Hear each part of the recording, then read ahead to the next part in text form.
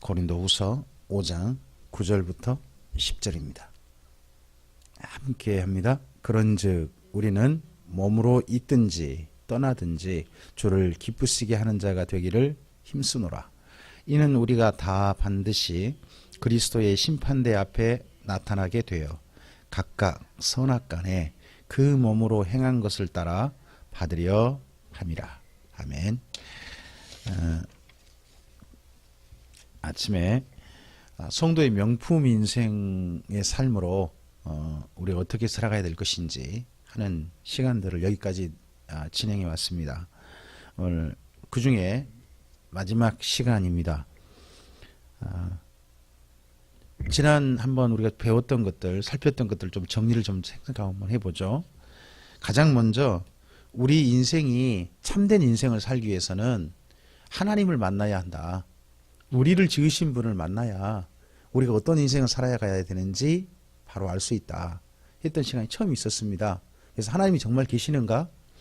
내 인생은 누구의 뜻을 따라 살아야 되는가 싶어서 하나님이 정말 계실까? 신이란 분이 정말 계실까? 하는 시간을 했습니다.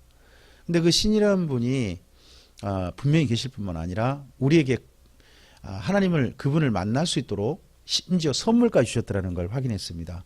하나님께서 하나님을 만날 수 있도록 주신 선물이 보는 눈, 듣는 귀, 깨닫는 마음이었죠. 이걸 통해서 하나님께서는 사람들이 하나님을 찾아와서 하나님을 진실하게 만나고 행복하게 살기를, 명품 인생 살기를 기대하셨습니다. 그런데 문제는 짝퉁을 가지고 보고 듣고 마음을 미혹해서 하나님을 못 만나도록, 만나지 못하게 하려는 악령이 있다는 것을 우리가 그 다음 시간에 함께 봤습니다. 많은 사람들이 왜 하나님을 못 만날까? 이렇게 선물 주셨는데 하나님만 계신 게 아니라 못 만나길 원하는 사탄도 있고, 그런 사탄을 따라서 하나님 못 만나는 사람들도 있더라 하는 이야기를 보았습니다. 자, 그런 사탄의 모든 방해를 벗어나서 하나님을 진실하게 찾는 사람들에게 하나님께서는 하나님을 만날 수 있는, 하나님과 가족이 될 수 있는 더 큰 선물, 가장 큰 선물 우리에게 주셨죠. 그게 바로 예수님이셨습니다. 우리도 모르게 사탄의 가족이었는데, 악령의 가족이었는데, 하나님께서는 우리를 부르셔서 예수님 안에서 하나님의 가족이 되게 해주셨습니다. 그리고 하나님과 만날 수 있는 사람이 되어줬고, 예수님 안에서 새로운 인생을 살 수 있도록 초대해 주셨습니다.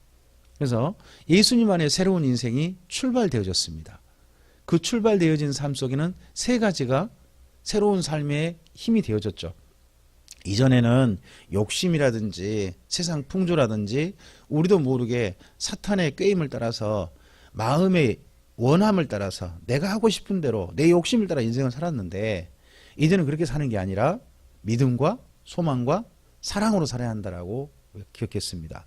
그래서 믿음을 가지고 사는 삶이 바로 예배고, 우리는 그러면 하나님 앞에 그 믿음, 뭘 믿어야 되는가, 어떤 믿음을 가지고 우리 인생을 살아야 되고 하나님께 예배해야 되는가 해서 그때 우리가 사도신경의 내용을 정리를 했었습니다. 그리고 하나님께 드리는 공예배, 우리가 함께 드리는 회중예배를 어떻게 드릴 것인가 하는 내용을 정리를 했죠. 그리고 소망을 배웠습니다.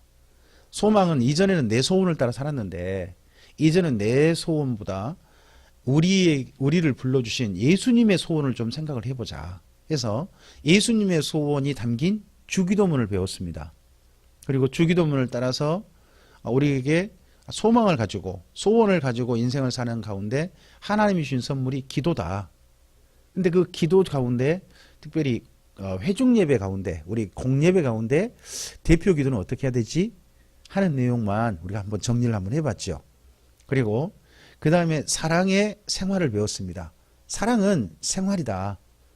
근데 그 생활을 해야 되는데 실천하는 건데, 그 생활을 위해서 하나님께 주신 요약하는 방법, 사랑은 이렇게 해라 라고 주신 방법이 바로 십계명이다 하는 걸 배웠습니다.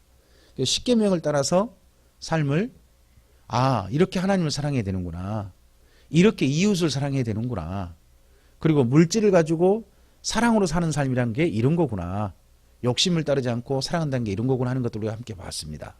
그리고 그 사랑을 실천할 수 있는 방법 가운데 성경 가운데 늘 요청하고 있는 한 가지 방법을 봤습니다. 그게 전도였죠.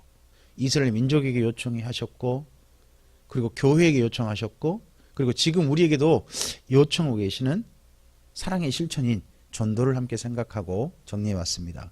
그리고 나서 오늘 이제 그러한 생활을 살았으면 그럼 어떻게 되느냐? 마지막 상과 벌이 있다는 겁니다. 그러니까 인생을 우리가 정성껏 살아야 될 이유는 인생 살고 그걸로 끝이고 그 다음에 아무것도 없다면 뭐 굳이 열심히 살고 뭐 그럴 필요가 있겠어요?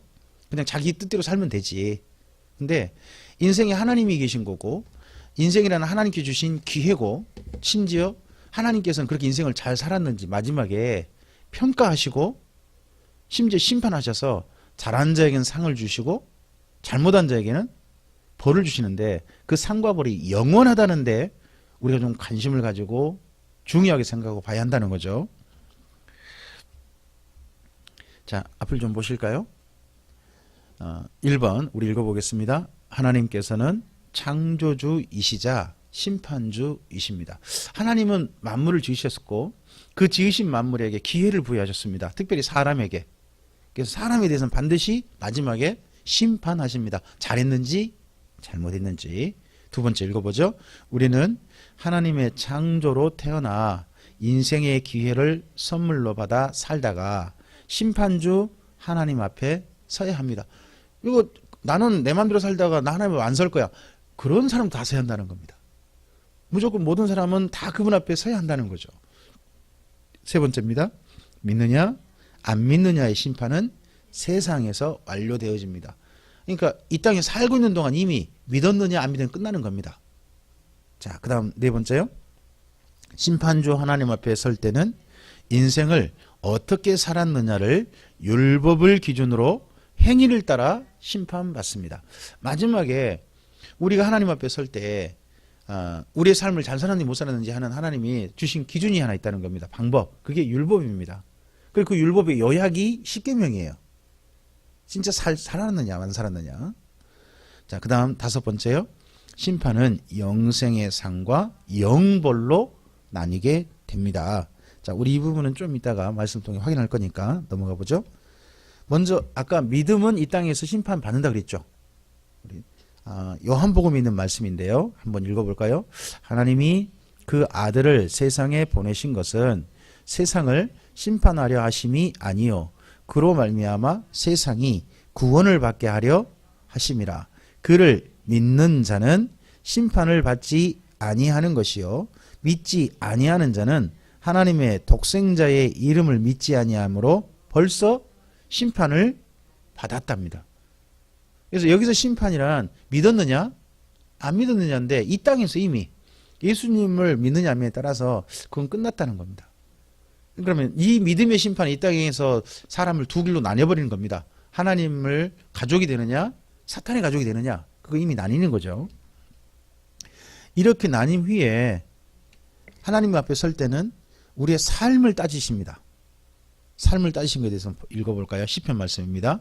주여 인자함은 주께 속하오니 주께서 각 사람이 행한 대로 갚으십니다. 하나님은 사람들 기회를 주시고 그 기회를 따라서 잘 사는 사람은 잘 산 대로 잘못은 잘못 사는 대로 상과 벌을 일로서 갚으신다는 거죠. 이사야서 말씀입니다. 너희는 의인에게 복이 있으라 말하라. 그들은 그들의 행위의 열매를 먹을 것이며 악인에게는 화가 있으리니 이는 그의 손으로 행한 대로 그가 보응을 받을 것임이니라. 행한 대로 보응. 하나님께서 거기에 응하시고 어떤 자들에게는 화로 어떤 자들에게는 복으로 그 삶을 허락하신다는 겁니다. 마태복음의 16장 말씀은 예수님께서 직접 하신 말씀입니다. 읽어보죠. 인자가 아버지의 영광으로 그 천사들과 함께 오리니 그때에 각 사람이 행한 대로 갚으리라. 예수님께서 오셔서 이 땅 가운데 오셔서 마지막 심판대 앞에 거기에 심판주로 딱 앉으실 텐데 그때 심판할 때 기준이 뭐냐 그러면 각 사람이 행한 대로란 겁니다. 뭐 우리 같은 믿은 대로 아니란 겁니다. 행한 대로. 행한대로 갚는다 라고 합니다. 그 다음에 로마서에 바울이 했던 이야기입니다. 읽어보죠. 하나님께서 각 사람에게 그 행한 대로 보응하시되 참고 선을 행하여 영광과 존귀와 썩지 아니함을 구하는 자에게는 영생으로 하시고 오직 당을 지어 진리를 따르지 아니하고 불의를 따라 행하는 각 사람에게는 진노와 분노로 하시리라. 이거 하시리란 말은 현재 아니죠. 나중에 무한 대로 지금 행한 대로 뭐 하셔서 보응하셔서 두 종류로 나뉜다는 거죠. 어떤 사람에게는 영생으로, 어떤 사람에게는 진노와 분노로. 그래서 하나님의 마지막은 반드시 심판이 있으시다 하는 이야기를 쭉 합니다. 그리고 베드로 사도도 이야기합니다. 읽어보죠. 외모로 보시지 않고 각 사람의 행위대로 판단하시는 자를 너희가 아버지라 부른즉 너희의 나그네로 있을 때를 두려움으로 지내라. 우리가 나그네로 있을 때라는 게 지금 현재 살아있을 때죠. 있을 때를 함부로 삶을 살아서는 안 된다는 거죠. 언젠가 그분이 반드시 각 사람의 행위대로 판단하시는 분이 우리 아버지시니까 또 그분 앞에 서야 되니까 삶에 대해서 좀 더 진지하게 우리 가치 있게 살아야 된다라는 이야기를 하셨습니다. 정반대로 그러면 예수님만의 부름 받았는데 삶을 함부로 사는 사람은 어떻게 될까요? 거기에 대한 경고가 성경 속에 있습니다. 자, 읽어보죠. 육체의 일은 분명하니 곧 음행과 더러운 것과 호색과 우상숭배와 주술과 원수 맺는 것과 분쟁과 시기와 분냄과 당짓는 것과 분열함과 이단과 투기와 술취함과 방탕함과 또 그와 같은 것들이라 전에 너희에게 경계한 것 같이 경계하노니 이런 일을 하는 자들은 하나님의 나라를 유업으로 받지 못할 것이요 합니다. 여기 하나님의 나라를 유업으로 받는다. 유업이란 게 언젠가 물려받는다는 거죠. 그게 천국이 될 겁니다. 새 예루살렘 성이 될 거예요. 그러면 새 예루살렘 성을 유업으로 받지 못한다는 말은 새 예루살렘 성이 못 들어간 천국에 못 들어간다는 말이 되겠죠. 자, 어떤 자들은요? 이런 일을 하는 자들이란 겁니다. 이런 일을 하는 자들은. 그러면서 그 앞서 있는 표현이 이러죠. 전에 너희에게 경계한 것 같이. 전이란 말은 그 전에도 이야기했다는 거죠. 이 전에 그럼 누구한테 얘기했을까요? 그 너희란 사람들이 여기는 갈라디아서잖아요. 갈라디아 교회에게 이미 그 전에도 예수 믿고 함께 모여준 사람들한테 경계했다는 겁니다. 예수 안 믿는 사람 아니고 예수 믿고 예수님 안에서 새로운 생활을 시작한 사람들한테 한 경고예요. 그러니까 예수 믿었으면 이런 육체일은 이제는 벗어나야 한다는 거죠. 그럼 이런 육체일은 누가 원하는 일이겠습니까? 이건 사탄이 원하는 일인 거죠. 하나님은 이런 삶을 원치 않는다는 겁니다. 다르게 말해보면 우리가 보통 믿음으로 천국을 간다고 말을 합니다. 그럼 진짜 믿음이 우리 안에 있다면 이런 일을 안 한다는 거죠. 그러니까 믿음이 있다 그러면서도 여기 갈라디아서 5장에 있는 이런 일들을 하는 사람이라면 그 믿음이 없는 거다. 그건 진짜 믿음 아니다. 라고 경고하고 있는 이야기가 성경에 있는 겁니다. 그러니까 예수 믿고 난 다음에 예수 믿는 걸로 끝나는 게 아니라는 거죠. 예수 믿었다면 예수 믿은 사람답게 이제 삶을 살 기회를 선물로 받은 겁니다.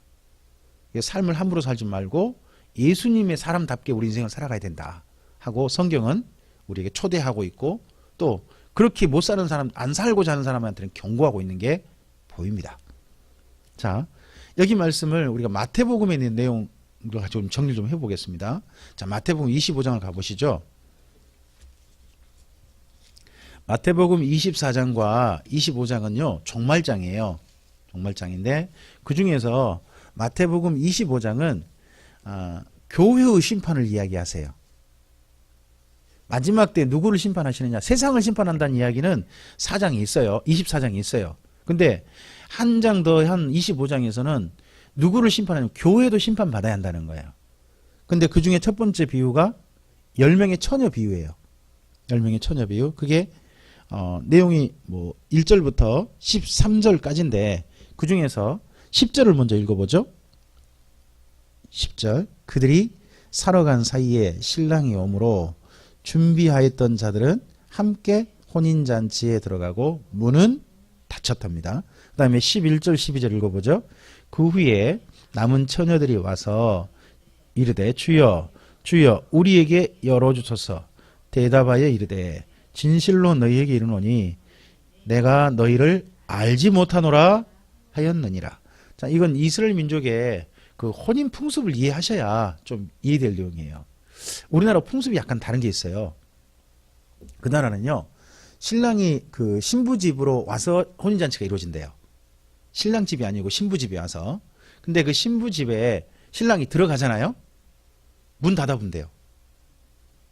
문 닫아서 더 이상 손님 안 받는데요. 그리고 그 신랑과 함께 그 초대된 사람들이 3일 막 그렇게 혼인잔치 한대요. 하루도 아니고 잠깐, 우리 같은 뭐예요? 축하하러 왔습니다. 그러면 상 한 점 차려주고 음식 먹고 막 가고 그런 거 정도 하잖아요. 근데 거긴 그런 게 아니라 3일간이나 그런 잔치를 한대요. 그러니까 잔치하기 전에 그 이번 손님 명단 있지 않습니까? 아무나 초대하지 않는데요. 딱 명단에 정말 명단에 초대된 사람만 다 들어오게 하고요. 그래가지고 며칠간 잔치할 거니까 음식을 충분히 계산하고 준비하고요. 또 그런 혼인 잔치를 전체를 총 감독하는 감독도 세운대요. 근데 신랑이 드디어 도착했는데 이 10명의 처녀가 나오잖아요. 이 처녀들은 신부 친구들일 거예요. 신랑을 신부한테 인도해 주는 사람들. 그런 사람들인데 아마 낮에 오지 않나 싶었던 모양이에요. 그런데 신랑이 하필 밤에 왔어요. 밤에 오면 어떻게 되냐 그러면 낮에는 등만 들고 그냥 가면 되는데 밤에는 등에다 불을 켜가지고 가야 되잖아요. 근데 5명은 혹시나 밤에 올 수도 있다 싶어가지고 미리 혹시나 뭐 밤에 올 줄 몰라 기름을 좀 준비했고, 한쪽은요 뭐 밤에 오겠어, 낮에 올 거야, 밤에 올 거 생각도 안 하고 낮에 올 거야 하고 낮에만 준비한 거예요. 그냥 등만. 이랬을 때 밤에 이제 신부한테 인도하려면 등불이 필요하니까, 기름이 필요하니까 기름 어떻게 좀 나눌까 했는데 안 된다는 거죠. 근데 그때 기름을 구하러 이제 신랑 그 뭐 신부로서 그 역할을 해야 되니까 갔다 온 사이에 문이 닫혀버린 거예요. 닫혀버렸는데 그럼 들어가려면 이 신랑과 함께 들어가면 못 들어간 거잖아요. 그래서 이 5명은 그 잔치집에 못 들어갔다는 이야기예요. 자, 그럼 여기 이제 우리 한 가지 좀 이해될 게 있어요. 이 10명은 전부 다 신랑 기다린 사람들이죠. 쉽게 말하면 예수님의 재림을 기다린 사람들이라고 생각하시면 돼요. 뭐 예수도 믿지 않는 분들이, 하나님 안에 신앙생활 안 한 분들이 하나님이 심판이 있다고 믿는 거 아니잖아요. 예수님이 심판하신다는 걸 알고 있는 사람들인 거잖아요.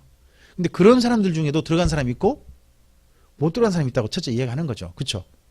자, 두 번째 이야기가 14절부터예요. 이걸 보고 우리 달란트 비유라고 해요. 달란트 비유. 이 달란트 비유에 종들한테 각각 맡기는데 마지막 평가가 21절 먼저 있죠. 21절 읽어볼까요? 그 주인이 이르되 잘하였도다 착하고 충성된 종아, 내가 적은 일에 충성하였음에 내가 많은 것을 내게 맡기리니 내 주인의 즐거움에 참여할지어다 하고 라고 있습니다. 자, 26절 또 읽어보죠. 그 주인이 대답하여 이르되 악하고 게으른 종아, 나는 심지 않은 데서 거두고 해치지 않은 데서 모은 줄로 내가 알았느냐라고 합니다. 자, 여기에 주인이 마지막에 이 종들한테 뭐 해요? 평가를 해주죠. 어떤 종한테는 잘하였다 해주고요. 어떤 종한테는요, 이 악하고 게으른 자야, 이렇게 하는 겁니다. 그래서 착하고 충성되단 말이 붙어있죠. 착한 게 뭐예요? 충성된 거예요. 충성된 게 착한 거예요. 뭐가 악한 거예요? 26절. 게으른 게 악한 거예요. 우리는 어떤 사람한테 저 사람 참 착한, 사람은 착한데 사람이 일을 안 해, 그런 말을 할 수도 있잖아요. 근데 성경은 그렇지 않아요. 일을 안 하는 것 자체가 악한 거예요. 그게 악한 거예요. 삶을 함부로 그냥 제대로 살아야 되는데 제대로 안 사는 게 악한 거죠. 근데 이것은요, 또 생각해 보시면 달란트라는 걸 맡겼어요. 달란트는 무게 단위거든요. 원래 무게 32kg나 34kg를 의미해요. 근데 이때 그냥 달란트를 할 때는 뭐냐 그러면요, 금을 말해요. 금 32kg면 어때요, 양이? 근데 그걸 5달란트, 2달란트, 1달란트 받았어요. 1달란트 적게 받은 거 아니죠? 그게 뭐냐 그러면 우리 인생이라고 하는 기회예요. 우리 인생이라는 기회를 맡기신 거예요. 누가? 하나님께서. 그 맡겨주셨으면 그 인생이라는 기회를 가지고 어떻게 해야 되는 거예요? 그 값어치를 해야 되는 거죠. 값어치를 하고 인생을 살아야 되는데 인생을 마지막 그냥 자기 마음대로 살았는데 어떤 사람은 가치 있게 살았는데 알고 보니까 인생이라는 기회를 맡긴 분이 있더라는 거예요. 그리고 마지막에 너 인생 어떻게 살았어 하고 평가를 하고 계신 거예요 지금요. 그래서 앞서서는 뭔 말을 이야기했죠? 열처녀에서는 들어갈 자와 못 들어갈 자가 있다. 예수님 기다려도 다 들어간 거 아니더라 하는 이야기를 하고, 그리고 예수님 안에 새로운 인생 산 사람들한테는 반드시 뭐 한다? 마지막에 평가한다. 너 잘했는지 못했는지 꼭 살핀다. 그러면 뭘 잘해야 될까요? 어떤 일이 잘한 일일까요? 어떤 일이 안 한 일일까요? 못한 일일까요? 그 이야기가 31절부터예요. 세 번째 비유예요. 이게 양과 염소 비유거든요. 세 번째 비유가, 자 거기 31절 보시면 인자가 자기 영광으로 모든 천사와 함께 올 때에 자기 영광의 보좌에 앉으리니 모든 민족을 그 앞에 모으고 각각 구분하기를 꼭, 목자가 양과 염소를 구분한 것 같이 하여 양은 그 오른편에 염소는 왼편에 두리라. 우리가 양과 염소 구분이 이스라엘 민족에게 왜 필요한지 우리는 잘 몰라요. 근데 이게 뭐냐 그러면 낮에는요 함께 섞어놔요. 그리고 밤에 잘 때 있잖아요.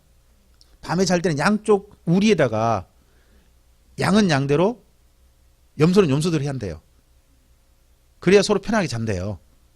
그래서 그렇게 하는데 그렇게 이제 구분한다는 거죠. 사람들 모든 민족을 모든 사람들을. 자 계속요 34절요. 그때에 임금이 그 오른편에 있는 자들에게 이르시되 내 아버지께 복 받을 자들이여 나와 창세로부터 너희를 위하여 예비된 나라를 상속받으라. 내가 줄일 때에 너희가 먹을 것을 주었고 목마를 때에 마시게 하였고 나그네 되었을 때에 영접하였고 헐벗었을 때에 옷을 입혔고 병들었을 때에 돌보았고 옥에 갇혔을 때에 와서 보았느니라. 뭘 잘했다는 거죠? 거기 35절 36절이 잘한 일이죠. 이걸 잘했다. 너희는 이 나라를 상속받을 자격이 있다. 막 그런 정도로 잘했다고 이야기해 주시는 거예요. 그러니까 그런 칭찬을 받은 사람들이 의아해했어요. 자 여기 그 다음요 37절요. 이에 의인들이 대답하여 이르되 주여 우리가 어느 때에 주께서 졸이신 것을 보고 음식을 대접했으며 목마르신 것을 보고 마시게 하였나이까? 어느 때에 나그네 되신 것을 보고 영접하였으며 헐벗으신 것을 보고 옷 입혔나이까? 어느 때에 병든 것이나 옥에 갇히신 것을 보고 가서 배웠나이까? 하리니. 그러니까 이 사람들은 예수님 만난 적이 없다는 거죠. 만난 적도 없고 우리가 언제 예수님을 만나서 그런 일을 했대요. 의아해해요. 그러자 예수님께서 그 임금이 이야기하시는 거죠. 이 40절입니다.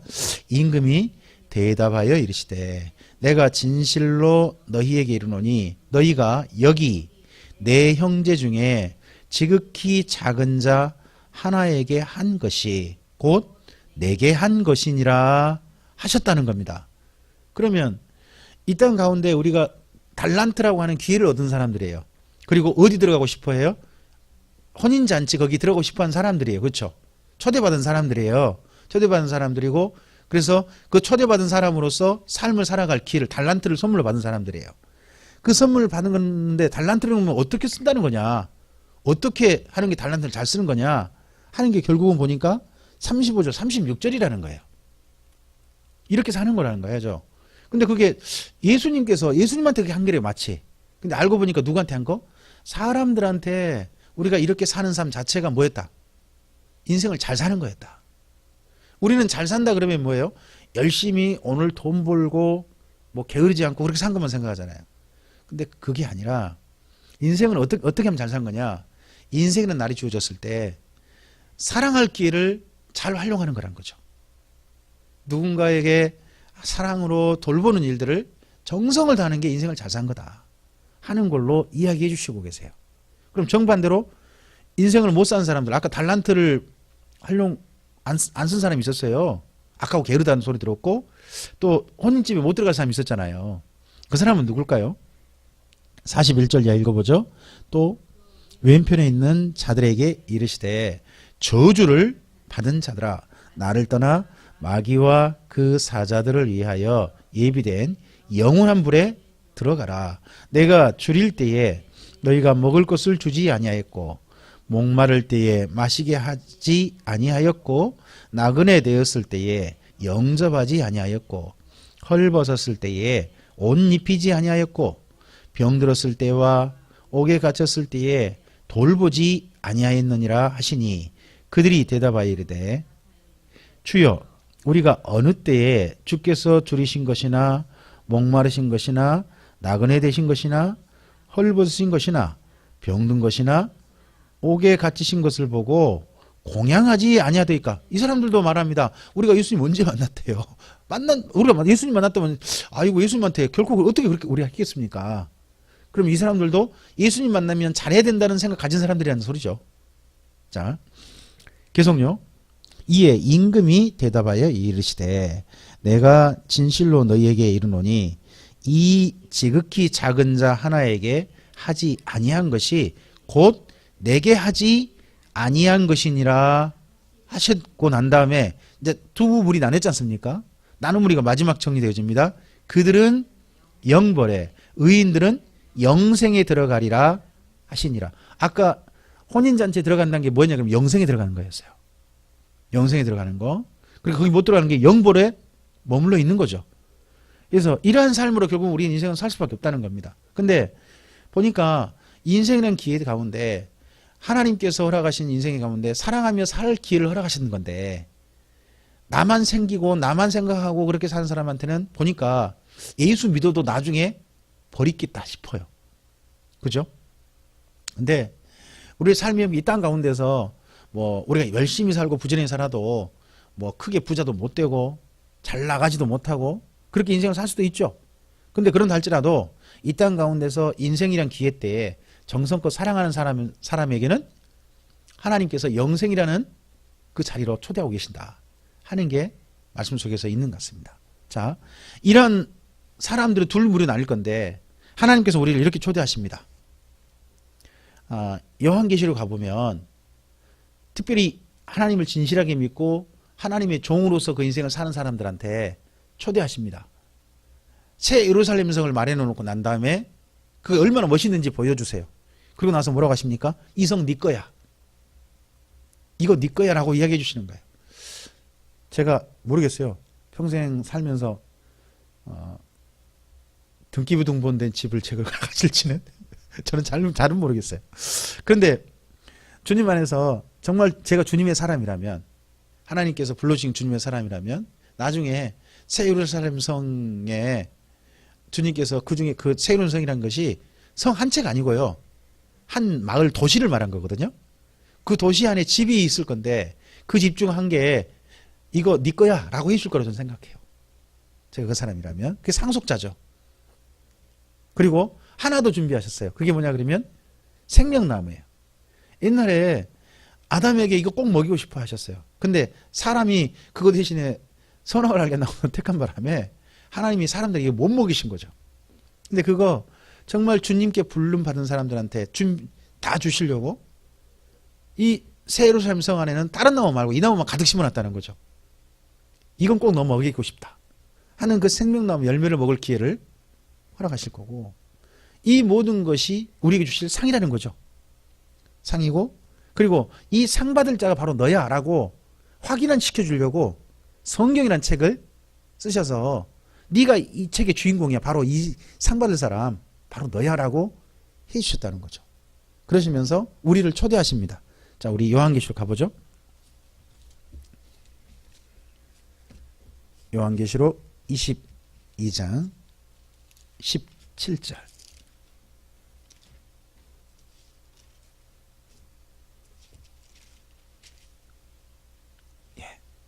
함께 읽겠습니다. 성령과 신부가 말씀하시기를 오라 하시는도다. 듣는 자도 오라 할 것이요 목마른 자도 올 것이요 또 원하는 자는 값없이 생명수를 받으라 하시더라. 예. 이 성령님께서 우리를 초대하고 계신 거죠.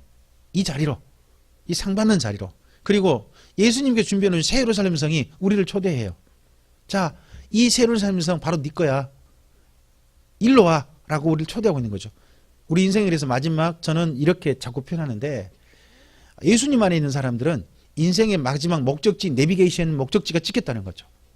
정해졌어요. 그 길을 향해서 걸어가고 있는 거예요. 지금 오늘도요. 잘 걸어가서 마지막 그곳에 우리의 집이 있는 걸 확인했으면 좋겠고요. 그곳에서 함께 새로운 성의 기쁨으로 그 잔치 자리에 들어갈 수 있는 우리들이었으면 좋겠습니다. 그러한 상 받는 자리까지 아름답게 걸어가게 되기를 주님의 이름으로 축복합니다. 자, 그 안이 어떠한 모습일지 모르지만 생명나무가 가득 있고 성도들의 집이 가득 있는, 정말 멋지게 예수님께서 일일이 예수님께서 지으신, 그러니까 하나님께서 이 땅을 창조하셨는데 하나님의 마지막 그 창조하신 하나님께서 마지막으로 한 번 더 지으신 세상이 저는 새 예루살렘 성이지 않을까 싶어요. 예수님이 일일이 성도를 위해 집을 지으신 그곳에 우리를 초대하시는 거죠. 그곳에 우리 참빛교회가 꼭 함께 갔으면 좋겠습니다. 그 자리 갈 때 믿음의 열매, 소망의 열매, 사랑의 열매, 그리고 전도의 열매를 가지고 주님 앞에 서서 착하고 충성된 종아 내가 잘하였다 하는 그런 칭찬과 함께 주님의 새 예루살렘 성에 들어갈 수 있는 우리가 되기를 바랍니다. 예, 기도하겠습니다. 주님 감사합니다. 함께 주의 말씀을 여기까지 살폈습니다. 명품 인생으로, 하나님 안에 있는 참된 인생으로 초대하시는 하나님의 초대를 여기까지 살펴보았습니다. 이 초대받은 사람으로서 주님 안에서 삶을 여기까지 살아올 수 있게 하신 하나님, 앞으로도 우리의 목적지가 분명히 다시 한번 확인되어져서 성도다운 아름다운 인생으로, 명품 인생으로 한 걸음 한 걸음 잘 걸어갈 수 있게 하옵소서. 그래서 마침내 믿음과 소망과 사랑과 전도의 열매를 가지고 주님 앞에 기쁨으로 서는 우리가 다 되게 해 주시옵소서. 우리의 삶을 주님의 손에 의탁드리오며 예수님 이름으로 기도합니다. 아멘.